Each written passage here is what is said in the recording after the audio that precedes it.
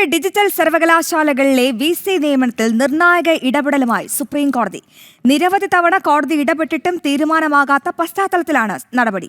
കോടതി നിയോഗിച്ച search committee അധ്യക്ഷൻ ജസ്റ്റിസ് ദൂലിയോട് VC തിരഞ്ഞെടുക്കാൻ നിർദ്ദേശിച്ചു. മുദ്രവെച്ച കവറിൽ ശുപാർശ കൈമാറണമെന്നും നിർദ്ദേശിച്ചു. വിവരങ്ങളുമായി ജിഷ്ണു കൃഷ്ണൻ ചേരുന്നുണ്ട്.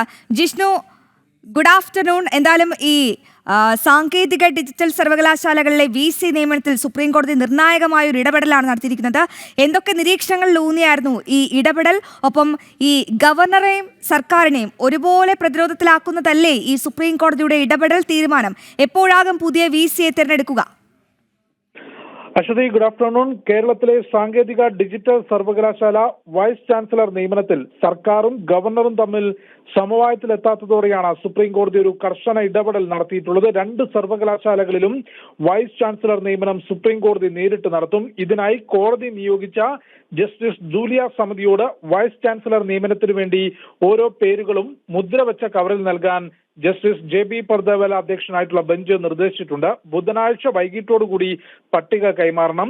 വൈസ് ചാൻസലറെ നിയമിച്ചുകൊണ്ടുള്ള ഉത്തരവ് വ്യാഴാഴ്ച പുറത്തിറക്കും എന്നാണ് ഇപ്പോൾ കോടതി വ്യക്തമാക്കിയിട്ടുള്ളത്. നിയമനം വൈകുന്നതിൽ നേരത്തെ തന്നെ കോടതി കടുത്ത അതൃപ്തി രേഖപ്പെടുത്തിയിരുന്നു. ഗവർണറും സർക്കാരും സമവായത്തിലെത്തണമെന്ന നിർദ്ദേശം നൽകി. പിന്നീട് കോടതി ഇടപെട്ടുകൊണ്ട് സെർച്ച് കമ്മിറ്റി രൂപീകരിച്ചു. ഇതിലൊന്നും സമവായത്തിലെത്താത്തതോടെയാണ് ഇപ്പോൾ കോടതി തന്നെ നേരിട്ട് നിയമനം നടത്താൻ തീരുമാനിച്ചിട്ടുള്ളത്. ഗവർണർ ഒരു വാദം കോടതിക്ക് മുൻപിലേക്ക് എത്തിച്ചിട്ടുള്ളത് വൈസ് ചാൻസലർ നിയമനത്തിന് വേണ്ടി സെർച്ച് കമ്മിറ്റിയുടെ പട്ടിക മുഖ്യമന്ത്രിക്ക് കൈമാറി.